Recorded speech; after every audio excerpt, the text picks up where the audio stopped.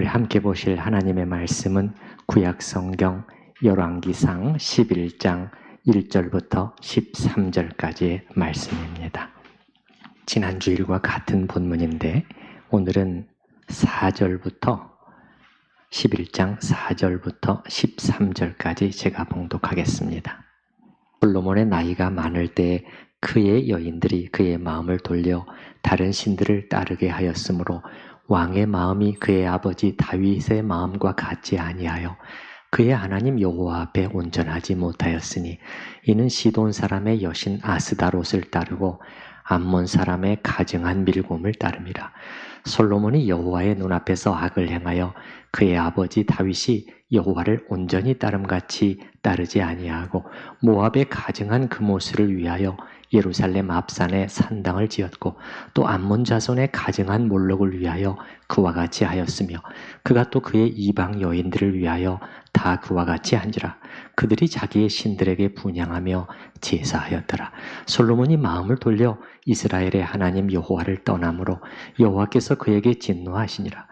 여호와께서 일찍이 2번이나 그에게 나타나시고 이 일에 대하여 명령하사 다른 신을 따르지 말라 하셨으나 그가 여호와의 명령을 지키지 않았으므로 여호와께서 솔로몬에게 말씀하시되 내게 이러한 일이 있었고 또 네가 내 언약과 내가 네게 명령한 법도를 지키지 아니하였으니 내가 반드시 이 나라를 네게서 빼앗아 내 신하에게 주리라. 그러나 내 아버지 다윗을 위하여 내 세대에는 이 일을 행하지 아니하고 내 아들의 손에서 빼앗으려니와. 함께 읽습니다.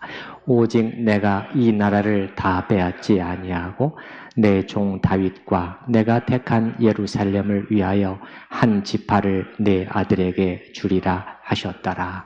아멘. A.W. 토저 목사는 인간에 관한 한 통찰력 있는 교훈을 우리에게 주고 있는데 그것은 우리 인간은 고정되어 있는 것이 아니라 변해가는 존재라는 것입니다. 그리고 그 변화의 방향은 이 수평적인 것이 아니라 수직적인 것이라는 것이에요. 위로 올라가든지 아래로 내려가든지 점점 더 좋아지는 방향으로 가든지 아니면은 점점 더 반대로 나빠지는 방향으로 변해간다는 것이죠. 우리가 고정된 존재가 아니라 변해가는 존재라는 사실이 나쁜 것은 아닙니다. 왜 그렇죠? 내가 지금 조금 잘못되어 있다고 할지라도 희망이 있는 것이죠. 더 좋은 쪽으로 내가 변해갈 수 있는 희망이 여전히 있으니까요. 여러분도 지금 고정되어 있으신 게 아니에요. 여러분도 지금 변해가고 있는 것입니다. 1년 전, 6개월 전, 한 달 전 여러분은 변해가고 있어요. 어느 방향으로 여러분은 변해가고 있나요? 이쪽 방향으로? 아니면 이쪽 방향으로? 하나님께서 우리를 그리스도의 속죄를 통해서 우리를 구원해 주신 것은 단순히 그냥 죄 용서받고 지옥에 가지 않고 그 정도 차원에 머무르지 않는 것이 아니라 하나님의 우리를 향한 큰 계획이 있으신 것이죠.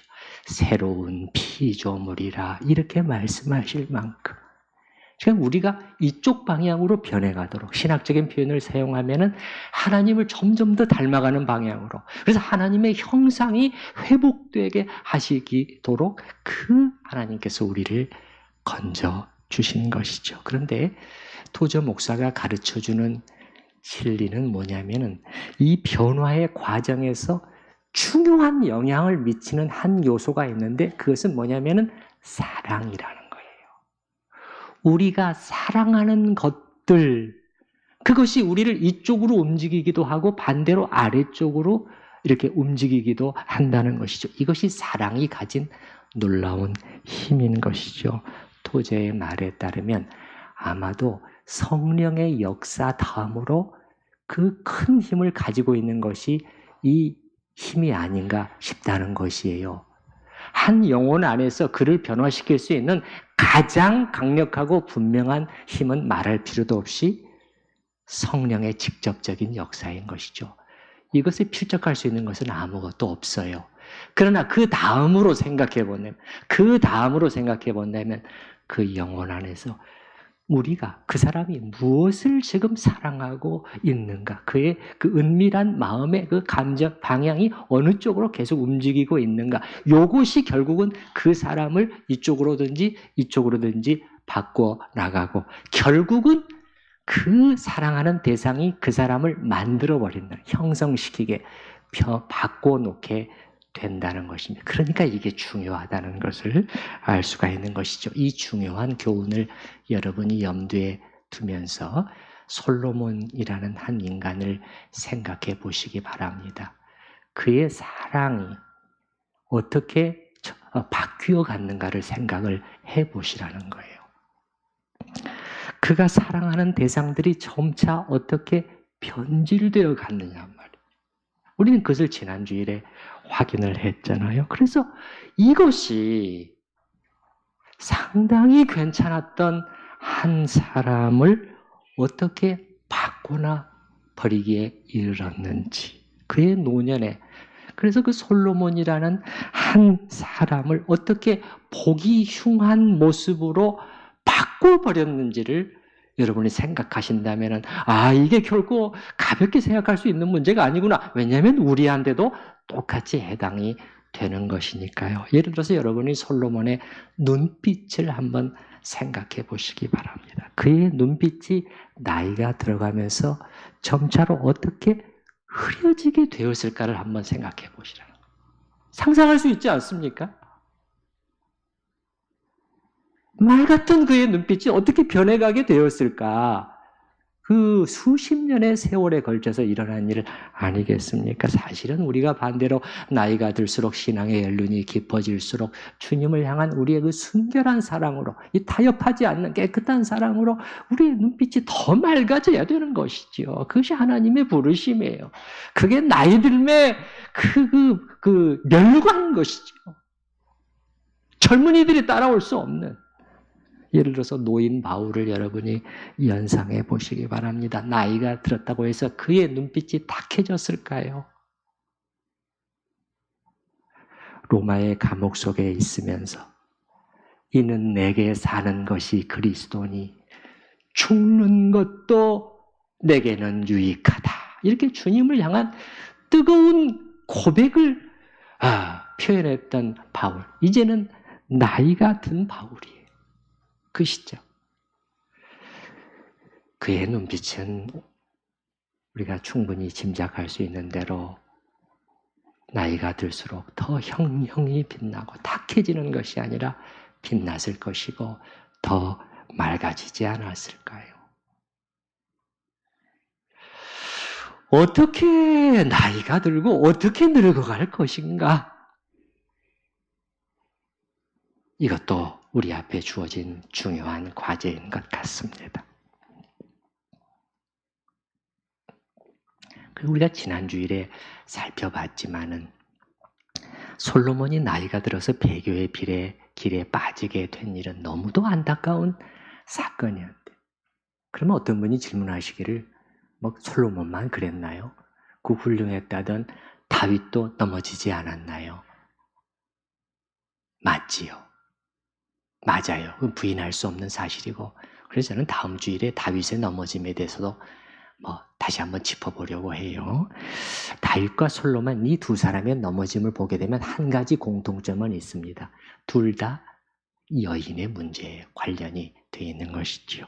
여기서도 배우는 한 가지 교훈은 이 문제, 이 여자 문제, 이 이성의 문제가 우리의 인생에서 결코 그 작은 문제는 아니라는 것이에요. 쉽게 생각하고 우리가 넘어갈 수 있는 문제는 아니라는 것. 정말 기도를 많이 하고 정말 주의를 기울이면서 살아가지 않으면 여기에 걸려 넘어질 수 있다는 것을 우리는 교훈으로 금방 얻어낼 수 있습니다만, 그런데 더 자세히 들여다보면은 다윗과 솔로몬은 달라요. 두 경우에 있어서 성격이 아주 판이하게 다릅니다. 오늘은 솔로몬을 보지만은 계속 다윗에 비추어 가면서 보려고 해요. 그러다 보면 다윗 얘기를 좀 많이 하게 됩니다. 사실 오늘 본문에서도 그 솔로몬의 문제점을 얘기하면서 자꾸 다윗과 오버랩을 시키는 거예요. 다윗의 비교를 시키는 걸 볼 수가 있습니다. 잠깐 볼까요? 우리 11장 4절 저 뒷부분에 한번 보십시다. 11장 4절 그의 아버지 다윗의 마음과 같지 아니하여 4절 처음부터 읽을게요.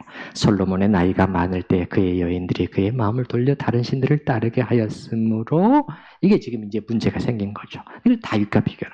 왕의 마음이 그의 아버지 다윗의 마음과 같지 않았다. 6절에서도 솔로몬이 여호와의 눈앞에서 악을 행하여 악을 행했는데 또 다윗이 나와요. 그의 아버지 다윗이 그의 아버지였는데 친아버지였는데 다윗이 여호와를 온전히 따름같이 따르지 않았더라. 그러면 두 사람은 어떻게 다르지요? 다윗은 한 사건이었죠. 한 여인의 문제였어요. 그리고 나단을 통해서 지적이 들어왔을 때 즉각적으로 인정하고 회개하고 돌이켰죠. 그러나 솔로몬의 경우는 수없이도 많은 이방의 여인들, 처첩들이 있었고 그들의 우상을 자기가 받아들여 섬기고 이거는 다윗의 경우에서는 생각할 수도 없는 일이에요. 일어나지 않았던 일이고 그리고 성경의 기록에 보면은 그가 회개하고 돌아왔다는 기록이 전혀 없습니다. 11장에 그걸로 끝나버려요. 오히려 점점 더 심해졌던 것 같아요. 아내의 경우, 아내, 우상 이런 경우만 해도 처음에는요. 바로의 공주를 데려왔을 때는 그때까지만 해도 어떻게 해요? 그냥 내가 당신한테 집을 따로 지어줄 테니까 그냥 그 안에서만 그냥 당신 하고 싶은 대로 애굽에서 이집트에서 하던 대로 그렇게 해도 괜찮아. 근데 이제 이게 나중에 되면은 말년에 이르게 되면은 다른 아내들 성경에 보게 되면 그의 모든 이방의 아내들을 다 이렇게까지 표현이 되어 있어요.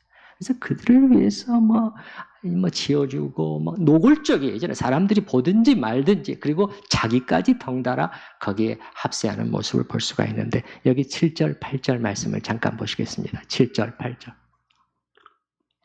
솔로몬이 모압에 가증한 금오스를 위하여 예루살렘 앞산에 산당을 지었고 또 암몬 자손의 가증한 몰록을 위하여 그와 같이 하였으며 그가 또 그의 이방 여인들을 위하여 다 이렇게 되어 있잖아요.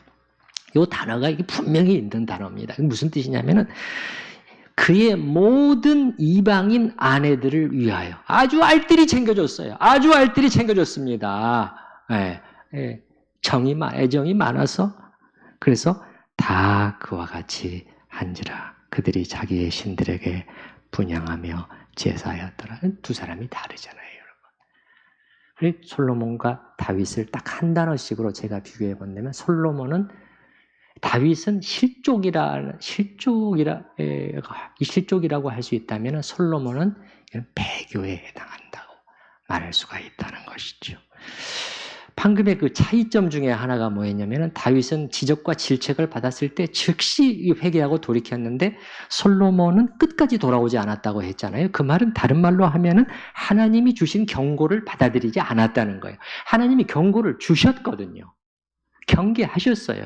여기 보십시다. 9절 10절 말씀을 보십시다. 솔로몬이 마음을 돌려 이스라엘의 하나님 여호와를 떠남으로 여호와께서 그에게 진노하시니라. 여호와께서 일찍이 2번이나 그에게 나타나시고 이 2번은 뭐냐? 다른 추가로 2번은 아니고 솔로몬의 생애 전체에 걸쳐서 하나님께서 2번 나타나신 것으로 봅니다. 지난주에 우리가 봤던 거예요. 첫 번째는 뭐였죠? 일천번제를 드린 다음이었죠. 약간 다른 얘기입니다만 그 일천번제와 관련해서 여러분이 오해하시지 말 것은 일천번 제사 그런 뜻이 아닙니다. 일천번 제사 그런 뜻이 아니에요. 일천번제 그러니까 어떤 1000번에 걸쳐서 혹은 1000일 동안 제사를 드렸다 그런 뜻이 전혀 아니고 일천번제 1000마리의 동물로 번제를 드렸다 그런 뜻이에요. 오해하시지 말기 바랍니다. 그래서 여러분이 내가 하나님을 위해서 1000번에 걸쳐서 뭘 하겠다 이건 잘못된 것은 아니에요. 그러나 그것은 솔로몬의 1000번제하고는 전혀 상관이 없다는 것은 아시기 바랍니다. 그래서 2번 나타나셨어요. 한 번은 일천번제를 드린다. 또 한 번은 성전 봉헌 후에 하나님이 나타나셨는데, 여기 보시죠. 여호와께서 일찍이 9절 맨 뒤에 일찍이 2번이나 그에게 나타나시고 이 일에 대하여 명령하사 다른 신을 따르지 말라 하셨으나, 이게 경고예요. 그런데 그 경고에 대해서 그가 여호와의 명령을 지키지 않았다. 무시하고 듣지 않았다는 거예요. 왜 이런 일이 생겼을까요? 뭐 여러 가지 이유가 있겠죠. 그러나 저는 그 중에 하나를 이렇게도 생각을 해봐요. 너무 잘됨에 취해서 또 이렇게 된 것은 아닌가. 잘 됐잖아요. 일이 뭐 잘 되고 그냥 형통이라고 말할 수 있을 정도로 그냥 부왕 다윗 이래로 이제는 사방의 대적들이 말이죠. 꼼짝을 못하고 열왕기상 5장 4절에도 나와 있습니다만 그의 지혜와 지식이 출중해서 다들 이렇게 당신 대단하십니다. 대단하십니다. 그 얼굴 한번 보기 위해서 다들 막 찾아왔다고 그랬잖아요. 그리고 솔로몬의 시대야말로 부귀와 영광이 극에 달한 시대예요. 이스라엘에. 이 잘됨에 취해서 아마도 그의 마음이 교만해지고, 잘 될 때 교만해지는 게 우리가. 안 돼야 겸손해진다니까요. 이게 죄라니까요. 잘됨에 취해서 하나님의 경고를 무겁게 받아들이지 않았다.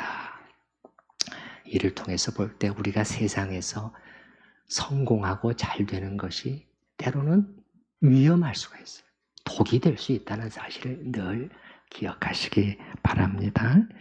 하나님의 경고라고 제가 말씀을 드렸는데 여러분도 때로 그런 비슷한 것을 느끼실 때가 있지 않나요? 뭔가 하나님께서 나에게 경고의 말씀을 주고 계시는 것은 아닌가? 주일 설교를 들을 때 저것은 나와 혹시 우리 가정을 향해서 지금 하고 계시는 말씀이 아닌가? 너 지금 이런 상태로 계속 가서는 안 돼라고 말씀하시는 것 같아. 여러분, 대부분의 경우 그때는 하나님이 성령으로 말씀하고 계시는 것입니다. 그럴 때 빨리 들어야 돼요. 귀를 기울이고 돌이키는 것이 현명하지, 그렇게 하지 않다가는 기회를 놓쳐버리고 이 솔로몬의 경우처럼 떨어질 수도 있다는 것을 여러분이 기억하시기 바랍니다. 자, 우리는 지난 주일에 추적해 봤던 것은 뭐냐면은 솔로몬이 이렇게까지 된 이 원인이 도대체 무엇이었느냐, 그거를 우리가 추적을 해봤습니다. 도대체 언제 어디서부터 그 출발점이 무엇이었느냐 하는 것을 찾아봤죠. 솔로몬에 관해서 어떤 성경 공부 교재에서 글을 정리해 놓는데 그의 문제점을 2가지로 이렇게 정리를 해 놓은 거예요.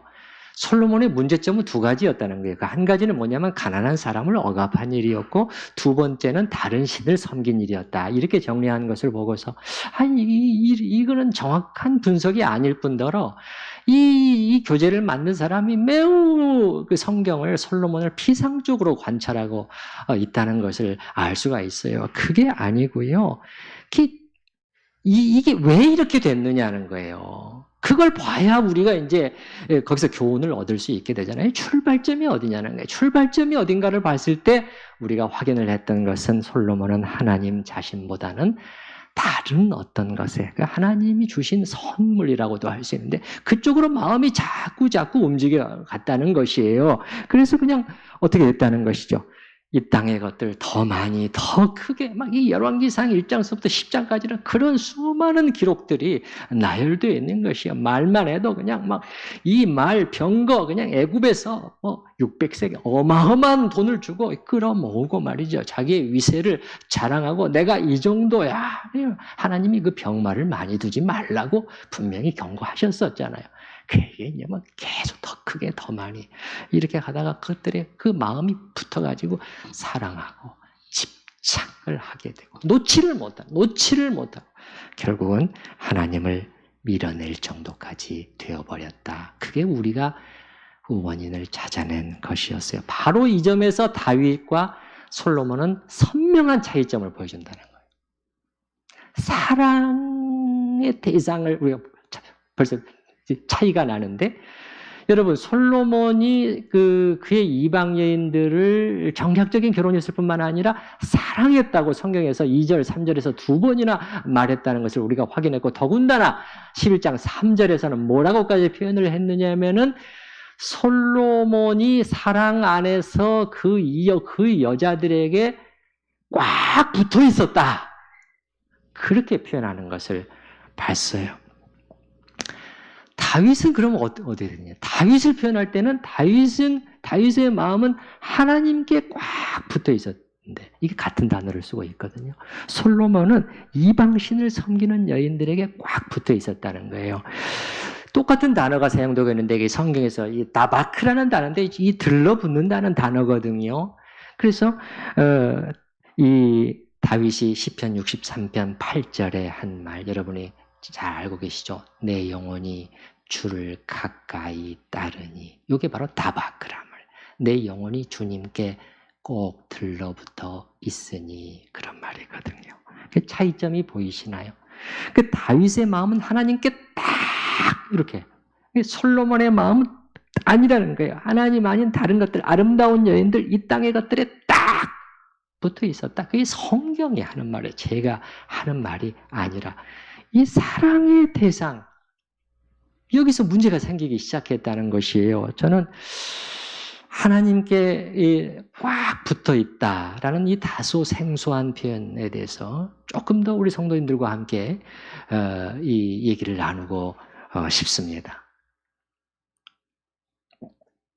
저는 최근 이 다윗의 시편, 방금 인용한 시편 63편 다시 한번 읽어보면서 이 다윗이라는 사람은 정말 다른 어떤 것이 아니라 인격이신 하나님 그분 자신에 집중되어 있었던, 완전히 그 초점이, 시선이 딱 거기에 가 있었던 사람이었구나 하는 것을 다시 한번 느낄 수가 있었어요. 주님과 관련된 어떤 것들이 아니고 다 두 번째라는 거예요. 다 옆으로. 주님이 더 중요하다는 거예요. 다윗에게는. 시편 63편뿐만 아니라 그의 시편 전체에서 사실은 이 풍겨나는 분위기예요. 너무도 분명하게 다윗이 시편 150편 중에서 절반을 쓴 사람 아닙니까? 여러분이 이런 관점에서 어느 다윗의 시 하나를 딱 들어서 읽어보시면 금방 동의가 되실 거예요. 그래서 심지어 주님과 관련된 어떤 것들, 심지어 주님을 위한 일도 그것도 두 번째예요. 다윗에게는 아니다. 그건 문제. 나는 주님 자신이 더 좋아. 이게 중요해. 이게 다윗에게서 나타나는 선명한 차이점인데, 제가 이 시편 63편 일부를 잠깐 읽어드려 보려고 해요. 여러분 찾아보실 필요는 없고요. 근데 여기서 한 가지 표현만 바꿔서 제가 읽어드리려고 해요. 왜냐면은 그 주님이라고 3인칭으로 표현되어 있는데, 이 원어에는 제가 말씀드린 2인칭, 당신으로 표현되어 있단 말이에요. 근데 제가 당신 이렇게 표현하면은 이 극존칭이 아니잖아요. 그래서 제가 한번 이렇게 바꿔서 주님, 당신, 이렇게 한번 바꿔서 읽어드려 볼게요. 여러분이 1절부터 4절까지만 제가 읽어드릴 텐데, 잠시 눈을 감으시고 보내드리는 것은 한번 음미해 보시기 바랍니다. 정말 저 말이 맞는 말이야? 다윗이 정말 그분께 딱 그렇게 시선이 고정되어 있어서 정말 맞는지 한번 들어보시면서 느껴보시기 바랍니다. 제가 읽어볼게요. 4절만. 하나님이여, 주님 당신은 나의 하나님이시라. 내가 간절히 주님 당신을 찾되 물이 없어 마르고 황폐한 땅에서 내 영혼이 주님 당신을 갈망하며 내 육체가 주님 당신을 앙모하나이다. 내가 주님 당신의 권능과 영광을 보기 위하여 이와 같이 성소에서 주님 당신을 바라보았나이다. 주님 당신의 인자하심이 생명보다 나음으로 내 입술이 주님 당신을 찬양할 것이라. 마지막 4절. 이러므로 나의 평생에 주님 당신을 송축하며 주님 당신의 이름으로 말미암아 나의 손을 들리이다. 여러분 좀 느껴지시나요? 동의가 되시나요? 이 짧은 4절에 주님 당신이라는 표현이 10번이나 나오고 있어요. 어떻게 하나님께 집중하고 있는가가 보이시죠? 그래서 저 뒤에 8절에 가면 조금 전에 인용한 구절, 내 영혼이 주님 당신을 가까이 따르니, 이게 들러붙어 있으니 주님 당신의 오른손이 저를 붙들어 주십니다. 라는 고백으로 이어지는 것이죠. 저는 이러한 다윗을 보면서 신약의 한 장면이 떠오르는 것이에요. 마리아의 언니 마르다에게 주님이 하신 말씀이에요. 그 마르다가 예수님께 주님, 동생 마리아가 제 부엌일 좀 도와주게 해주세요. 이렇게 그 부탁을 했을 때 주님께서 하신 말씀을 여러분이 잘 생각해 보라는 게, 그때 좀 무슨 의미로 주님께서 그렇게 말씀하셨을까? 이렇게 주님께서 뭐라고 말씀하셨냐면, 마리아는 이 좋은 것을 붙들었으니 빼앗기지 아니하리라. 이렇게 말씀하시거든요. 부엌 일을 안 도와준 게 잘했다는 게 아닙니다. 그게 아니고요. 마리아가 붙들려고 한 것이, 그걸 주님께서 칭찬을 하신 거예요. 그대로 이제 성경의 표현은 마리아는 이 좋은 편을 택하였으니, 이렇게 말하는 거예요. 그게 무슨 말, 택하였다는 거예요. 골랐다는 거예요. 여러 가지 좋은 것들이 있는데 요 한 가지를 골랐다는 거예요. 그러니까 무슨 말이냐면, 사실 주님은 가장 좋은 것을 마리아는 택하고 붙들었다, 그런 뜻이에요. 그러면 여러분, 마리아에게 그 가장 좋은 것이 무엇이었냐는 거예요. 그 장면을 여러분이 한번 생각해 보시기 바랍니다. 가장 좋은 것이 주님과 함께 어떻게 더 오래, 더 함께 머물고 싶었던 그거잖아요. 그래서 그 앞에 앉아서 그 입에서 나오는 그 말씀에 귀를 기울이고 거기에 만족하고 거기서 달콤함을 맛보고, 그래서 그 속에서 주님과 뭔가 이 교감이, 교제가 이루어지기를 바라는 것. 마리아는 이것만큼 귀중한 것이 없다는 것을, 이 일만큼 자기에게 진정한 생명을, 이 마음의 만족과 이거를 가져다 주는 일은 없다는 것을 깨달은 것이에요. 그래서 꽉 붙들었고 빼앗기지 않겠다. 여러분도 정말 빼앗기지 않으실 수 있기를 바랍니다. 물론 언니를 도와줘야 한다고 제가 말씀을 드렸죠. 그걸 주님이 잘했다고 칭찬하신 것은 결코 아니에요. 그거는 결코 아니지만은, 그러나 마리아는 주님 자신을 너무도 원한 나머지 주님에 관한 어떤 일들을 잠시 잊어버릴 정도가 아니었나 싶고, 잊어버리지 않았다고 해도, 기억하고 있었다고 해도 너무 이쪽에 마음이 가 있는 거예요. 그러니까 계속 이게 이쪽으로 당겨지는 거죠.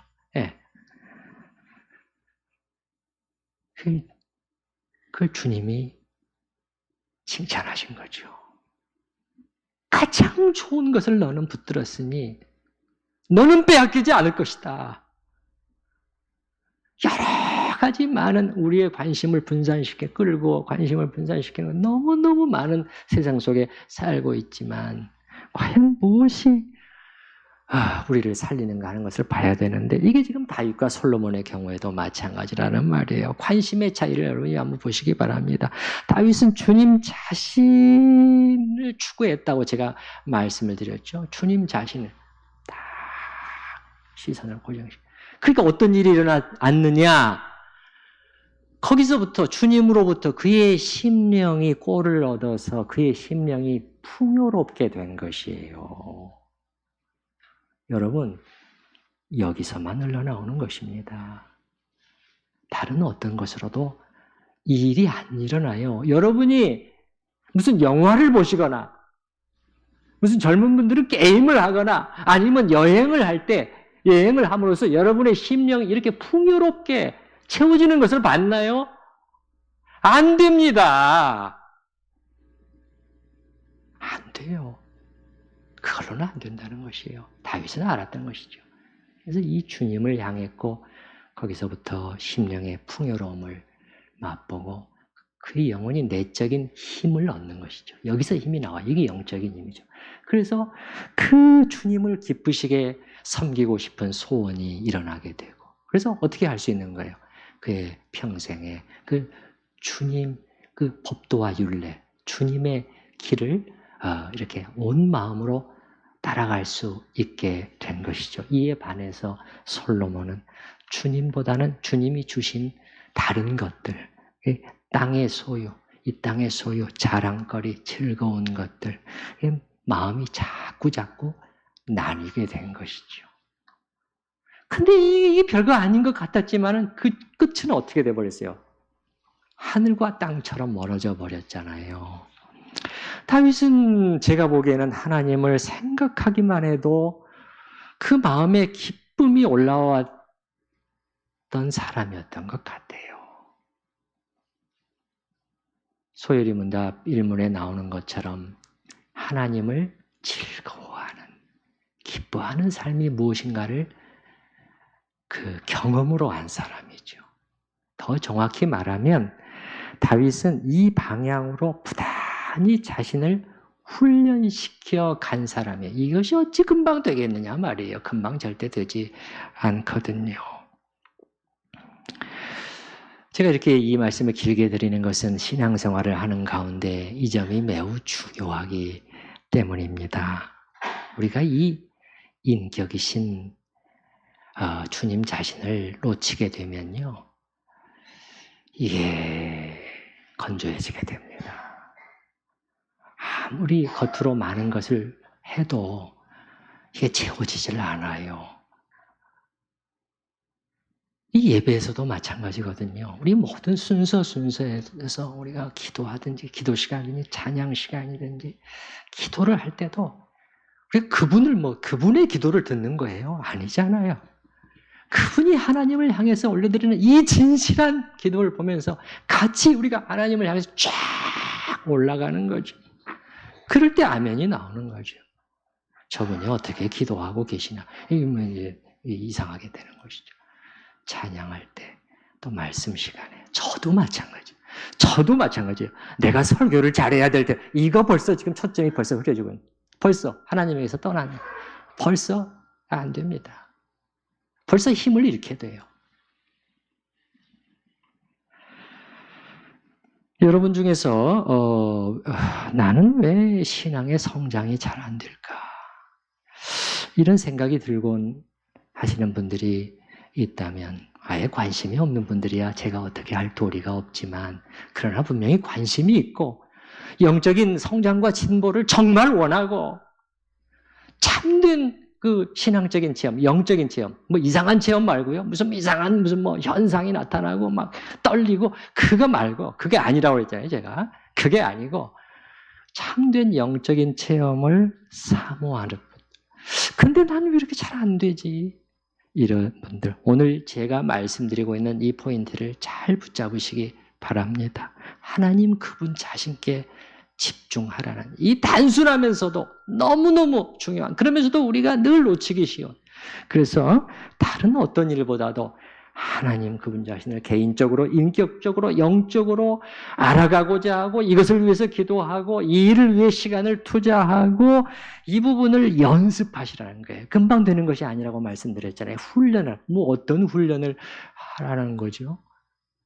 아니, 성경의 표현이 사실 저는 이것도 무관하지 않다고 생각해요. 너의 마음을 다하고 그 힘을 다해서 주 너의 하나님을 사랑해라, 이렇게 말씀하셨을 때 주님께서 이렇게 말씀하신 게 아니에요. 주님에 대한 사랑의 감정을 느낄 때까지 가만히 앉아서 기다려라, 그렇게 명령하신 게 아니에요. 그렇다면 마음을 다하고 목숨을 다하고 뜻을 다하고 힘을 다하여, 이런 말씀을 하실 필요가 없는 것이죠. 그게 아니고 그 명령이에요. 명령. 하나님을 사랑하는 일, 사랑의 연습을 시작하라는 거예요. 그분을 생각하고 그분을 붙들고 그런 일들이 너무너무 성경에서 우리에게 훌륭한 이런 은혜의 수단들이 주어져 있는데, 그 시작하라는 거예요. 시작하라는 것이에요. 그렇게 할 때 우리가 사랑하는 대상이 우리를 변화시키고 만들어가게 된다는 것입니다. 내가 나를 어떻게 변화시킬 수는 없지만 그 일을 하면 그것이 나를 만들어가게 된다는 것. 이게 하나님의 원리라는 것이죠. 저도 이 신앙의 여정 속에서 이 점을 배우고 발견하게 됐습니다. 주님 자신, 바로 이 지점에 와서야 저의 영혼에 비로소 깊은 채워짐이 임하게 되었어요. 그 전에 적당히 산 것은 아닙니다. 한 사람씩 붙들고 막 1시간 넘게 전도도 하고 1대1로 만나서 그 영혼을 도와주고 위해서 기도도 하고 성경 공부도 하고, 그러나 그것으로 다 되는 것은 아니었다는 것이에요. 제가 이 깨달음을 얻고 성경을 통해서 하나님의 사람들을 통해서 이걸 얻고 요거를 붙들기 시작했을 때 비로소 제 영혼 깊은 곳에 이 만족이 오게 되고 안식이 오게 됐어요. 안식이. 이게 여러분 영혼의 푸른 초장인 것이에요. 참으로 저는 하나님께서 이 자리에 앉아 계시는 우리 성도님 한 분 한 분, 그래도 부족한 저의 이 설교를 들으면서 예배를 참석하겠다고 앉아 계시는 여러분들 한 분 한 분에게 정말 이 영혼의 푸른 초장으로 인도하기를 정말 원하고 계신다고 믿습니다. 네. 놓치지 않겠다. 마리아는 이 좋은 것을 붙잡았으니 빼앗기지 않을 것이다. 우리의 시선을, 심지어 주님의 일마저도 우리를 분산시켜요. 그래서 참 이게 쉽지는 않습니다. 쉽지는 않아요. 제 은사인 지도 교수님은 그런 말을 어떤 책에서 했던데, 우리가 축구 경기를 볼 때는 막 1시간 동안도 집중해서 쫙 빨려 들어가면서 보는데 하나님께는 단 5분도 집중을 못한다 그래요. 이 훈련이 너무너무 안 돼 있는 거예요. 우리 신앙생활이 뭔가 본질에서 벗어나 있다는 것을 우리가 알 수 있는 것이죠. 그래서 다윗과 솔로몬의 차이점을 보면은,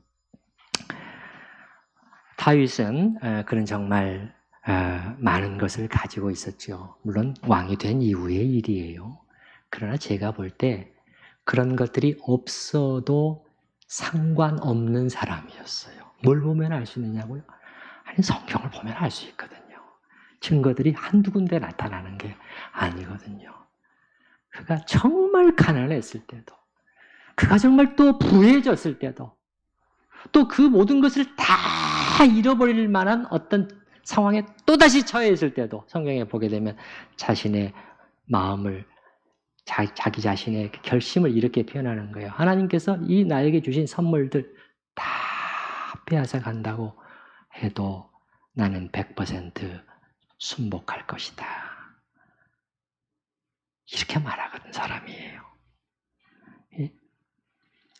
이런 다윗을 하나님께서 어떻게 기뻐하시지 않을 수 있겠습니까?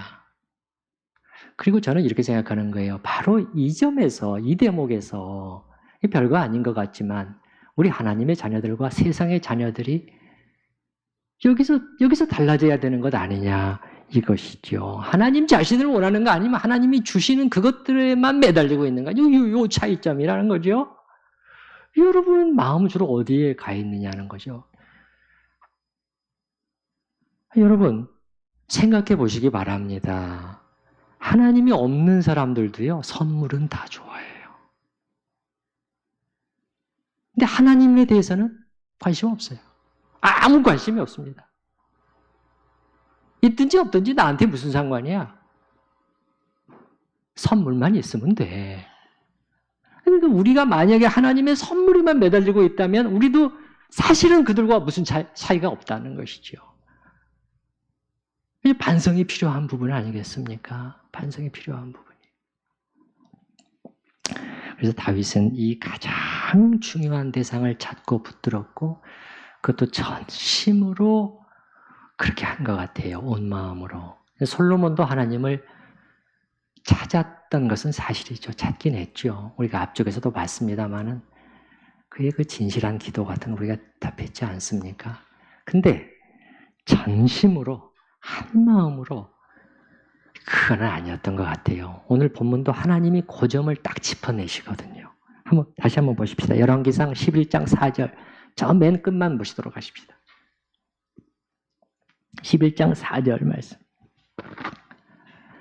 그의 하나님 여호와 앞에 온전하지 못하였다는 거예요. 찾긴 찾았다는 거예요. 온전히 이건 무슨 뜻이냐면은 뭐 전부 다의 그런 뜻이거든요. 전부 다는 주지 않았다는 거예요. 너의 마음을 전부 다는 주지 않았어. 6절도 마찬가지예요. 6절. 그의 아버지 다윗이 여호와를 온전히 따름같이. 이게 또 무슨 전적으로 전심으로 그런 말이거든요. 전적으로 전심으로는 네가 하지를 않았다는 거예요. 하나님이 이 점을 딱 잡아내신 거죠. 이 점이 잡아내신 거죠. 근데 여기서 배우는 점은 뭐냐면 우리가 온 마음 전심으로 하지 않게 되면 자꾸 마음이 나눌 수밖에 없게 되고 하나님으로부터 점점 멀어질 수 있고 결국은 최악의 상태까지도 떨어질 수 있다는 교훈을 우리는 배우는 것이죠. 솔로몬이 바로 그랬어요. 그가 전심으로 하지 않고 이 땅의 소유, 좋은 것들, 여인들 이런 것들이 자꾸 마음을 주게 되니까 이제 그런 것들이 그의 마음속에 자꾸 들어오게 되는 거예요. 파고드는 것이죠. 근데 나중에는 어떻게 되느냐? 그냥 점령해 버린 것 같아요. 그의 마음을 다 다 차지해 버리니까 이제는 하나님께서 경고의 말씀을 주셔도 아까 경고하셨다고 그랬잖아요. 이게 안 들어오는 거예요. 안 들리는 것입니다. 안 들려요. 하나님의 말씀이 그의 심령 속에 들어가서 자리를 잡을 수 있는 공간이 없는 거예요. 다른 것들이 꽉 채워져 있으니까. 이런 일이 솔로몬에게 일어났던 것으로 보입니다. 바로 이 점에서 하나님의 사람 다윗은 솔로몬과 극명한 차이점을 보이는 것이고 이런 다윗을 하나님이 참으로 기뻐하셨다는 것이에요. 내 마음에 합한 사람이라. 그래서 하나님께서 보시게 되면요. 다윗 때문에 다윗을 기뻐하셔서 솔로몬에게까지 은혜를 베푸시는 거예요. 그 우리가 오늘 본문에서 봤지 않습니까? 오늘 본문 11절부터 한번 보십시다. 11절. 여호와께서 솔로몬에게 말씀하시되 내게 이러한 일이 있었고 또 내가 내 언약과 내가 내게 명령한 법도를 지키지 아니하였으니 내가 반드시 이 나라를 내게서 빼앗아 내 신하에게 주리라. 심판의 선언이죠. 근데 12절에서 그러나 이게 하나님의 마음이에요. 내 아버지 다윗을 위하여 내가 다윗을 기억해서 다윗을 생각해서 너의 세대에는 이 일을 행하지 아니하고 내 아들의 손에서 빼앗으려니와 13절 하나 더 있어요. 오직 내가 이 나라를 다 빼앗지 않고 내 종 다윗과 또 말하잖아요. 내 종 내가 택한 예루살렘을 위하여 한 지파를 내 아들 후손에게 주리라 하셨더라. 정확히 말하면 두 지파죠. 유다 지파와 베냐민 지파를 통해서 하나님께서 이 남왕국의 이 촛불을 끝까지 끄지 않고 지켜주셨는데 이게 뭐냐면은 이게 다윗과 관련이 있다고 하나님께서 말씀하시잖아요. 여러분 어떤 사람이 하나님을 정말 기쁘시게 하면 하나님께서 그 사람에게 은혜를 베푸시는 것이 아니라 그 사람과 관련된 다른 사람들, 그의 자손들이라 여기까지 자비를 베푸시는 거예요. 때로 그들이 어리석고 잘못된 선택을 할지라도 하나님께서 자비를 베풀어 주신다는 것을 알 수가 있는 것이죠. 내가 다윗을 생각해서 다윗과의 언약을 기억하고 반복되어서 나타나는 구약의 표현인 것이죠. 그 저번엔가 금요 저녁 기도회 때 그 창세기 말씀에서도 마찬가지였잖아요. 뭐였죠? 하나님께서 롯을 어떻게 이끄실 때 보게 되면은 아브라함을 생각하사 또 이렇게 나오네요. 하나님의 사람 아브라함을 생각하셔서 롯에게 자비를 베푸셨다는 거예요. 천사가 소돔이 이제 곧 이게 멸망한다. 빨리 떠나야 돼 하는데 성경에 보면 롯이 머뭇거렸다는 거예요. 왜 머뭇거렸을까요? 너무 아까운 거죠. 이 모든 것을 두고 다 떠나야 하다니. 그래서 성경에 보게 되면은 하나님께서 그 천사를 통해서 롯의 손을 잡아 이끄셨다는 거예요. 그 다음에 그 가족들의 손을 잡아 끌어내셨다는 거예요. 그런 다음에 소돔의 유황불이 빛처럼 쏟아져서 역사의 흔적에서 사라지게 되는 일이 있었던 것이죠. 하나님께서 아브라함을 기뻐하셨기 때문에 그의 조카 롯에게까지 자비를 베푸셨어요. 이 손을 잡아 끌어내시는 그 하나님의 자비를 본다는 것이죠. 다윗의 경우도 마찬가지이고요. 이제 말씀을 맺겠습니다. 여러분, 솔로몬의 길이 봤고 다윗의 길을 봤습니다. 솔로몬의 길, 그의 마음이, 그의 사랑이 나뉘고 또 나뉘다. 결국은 떠나버린, 그래서 자신도 망하고 하나님의 나라에도 막대한 손실을 끼치게 되는 그 길이 아니라 그 다윗의 길, 다른 어떤 것보다도 하나님 그분 자신을 원하고 그의 사랑을 인격에 계신 하나님께 집중해서 그분을 찾고, 그래서 그분을 기쁜 순종으로 섬김으로 하나님께는 영광이요 주님의 나라, 신약적인 표현으로 따르면 교회에는 유익을 가져다 주고 자신에게는 복이 되는 이 길을 여러분 모두가 사모하고 따라갈 수 있기를 바랍니다. 우리 들은 말씀을 생각을 하면서 같이 기도하는 시간을 가지십시다.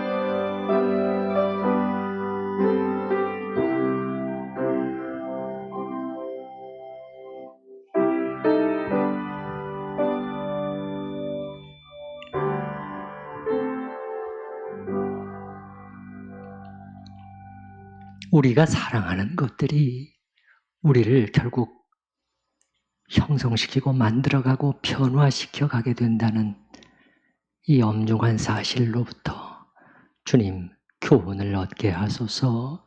저희가 교훈을 얻게 하여 주시옵소서. 가볍게 여기지 않게 하여 주시옵소서. 우리는 두 명을 보았습니다. 솔로몬의 사랑이 어떻게 은밀하게 그의 안에서 변질되기 시작했고 결국은 그라는 한 사람을 일그러뜨려 버리고 그의 인생을 파멸로 몰아갔는가, 그것도 보았고, 그런 반면에 또한 이 다윗이란 사람, 나의 영혼이 주님 당신을 가까이 따르니 붙어 있으니, 이렇게 온 마음으로 하나님 자신을 찾았고 하나님을 기쁘시게 한 그의 기쁘게 하심이 그와 관련된 다른 사람들에게까지 미치는 자비와 은혜로 나타나는 이것까지 우리가 보았습니다. 주님, 우리 앞에 놓인 길을 너무도 선명한데 주님 잘 선택하고 잘 결단케 하여 주시옵소서. 참으로 이 좋은 것을 붙들었으니 빼앗기지 아니하리라. 주님, 주님, 주님, 저희가 가장 좋은 것, 그 한 가지를 마음을 다해 붙들고 결코 빼앗기지 않도록 저희에게 함께하여 주시옵소서.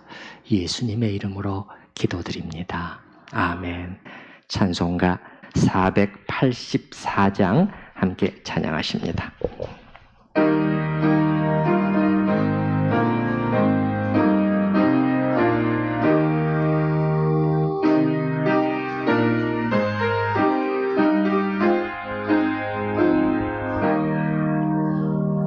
내 맘에 주여 소망내소서.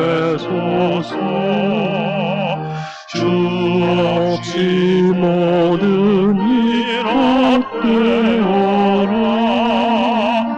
밤에나 낮에나 주님 생각,